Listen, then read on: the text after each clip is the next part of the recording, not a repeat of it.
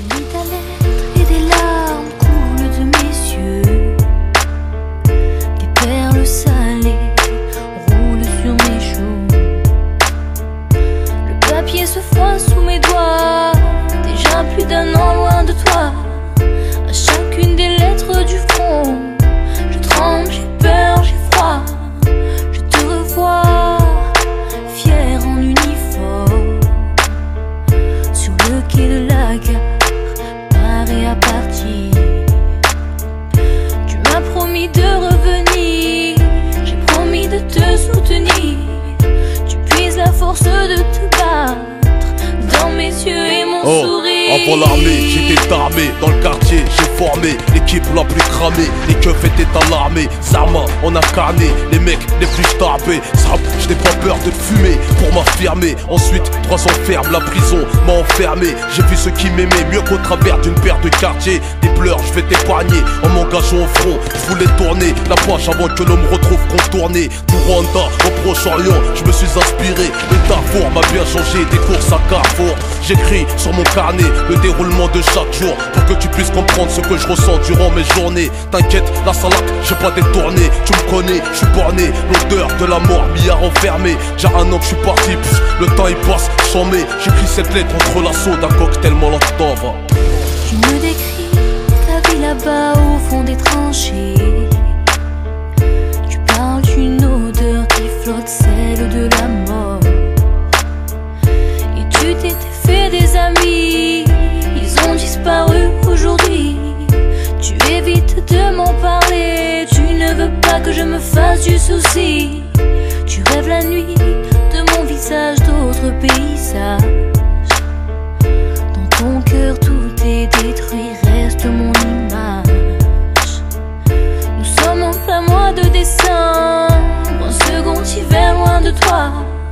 La neige a la couleur du sang, mes mains sont brûlées par le froid. Je t'écris cette énième lettre, faut que tu comprennes que c'est la dernière. Car derrière moi, les tirs fusent, leur pouce en arrière. La guerre n'a pas de barrière, je l'ai apprise hier. Quand une balle s'est logée dans mes artères, je suis par terre, je vais partir. Je t'embrasse toi, embrasse mes supporters. Mort avec la manière et le cœur d'un bulldozer. J'ai compris qu'au casting de la mort, y'a pas que la misère qui postule. J'emmène ton visage à titre posthume. Loin de tes yeux,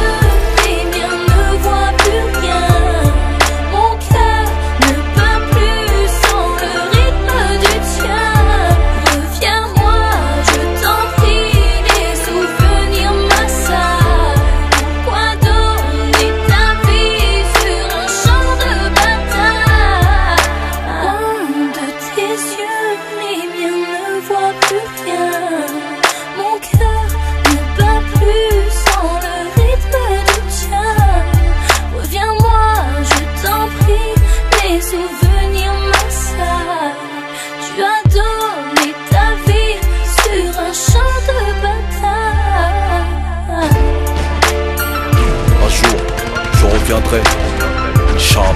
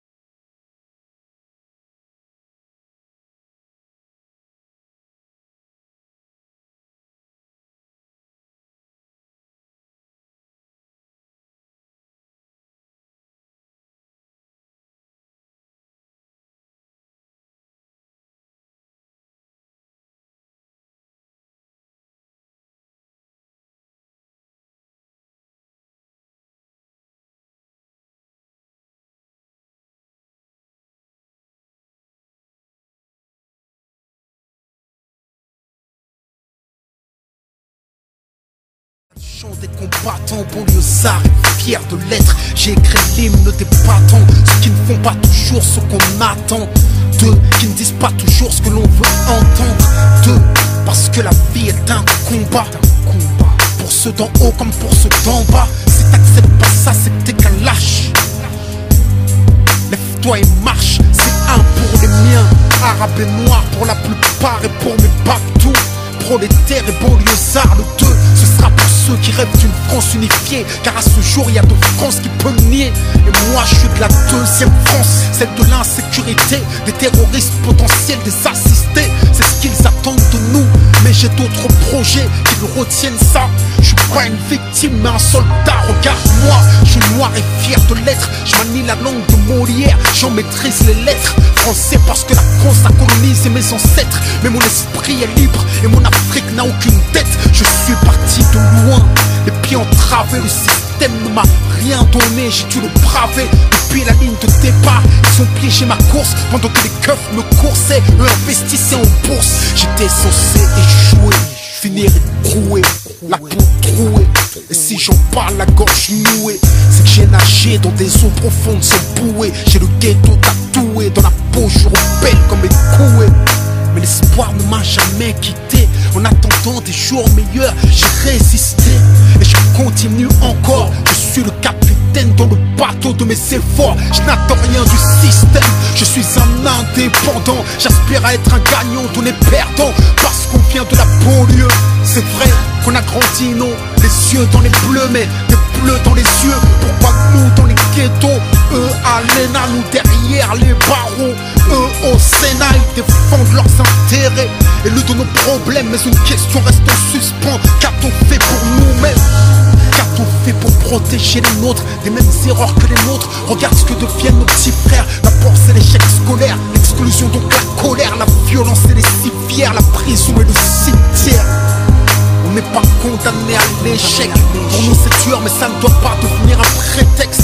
Si le savoir est une arme, soyons armés, car sans lui nous sommes désarmés. Malgré les déceptions et les dépressions, suite à la pression que chacun d'entre nous ressent, malgré la répression et les oppressions, les discriminations, puis les arrestations, malgré les provocations, les incarcérations, le manque de compréhension, les peurs et les pulsions, leur désir de nous maintenir la tête sous l'eau transcende ma motivation, nourrit mon ambition. Il est temps que la deuxième France s'éveille. J'ai envie d'être plus direct, il est temps qu'on fasse de l'oseille. Ce que la France ne nous donne pas, on va lui prendre. Je veux pas brûler des voitures, je veux en construire puis en vendre. Si on est livré à nous-mêmes, le combat faut qu'on livre nous-mêmes. Il suffit pas de chanter, regarde comme ils nous malmènent. Il faut que t'apprennes, que tu comprennes et que t'entreprennes. Avant de crier, c'est pas la peine. Quoi qu'il advienne, le système nous freine. À toi de voir, t'es un lâche ou un soldat. Entreprends et bats-toi. Banlieusard est fier de l'être. On n'est pas condamné à l'échec.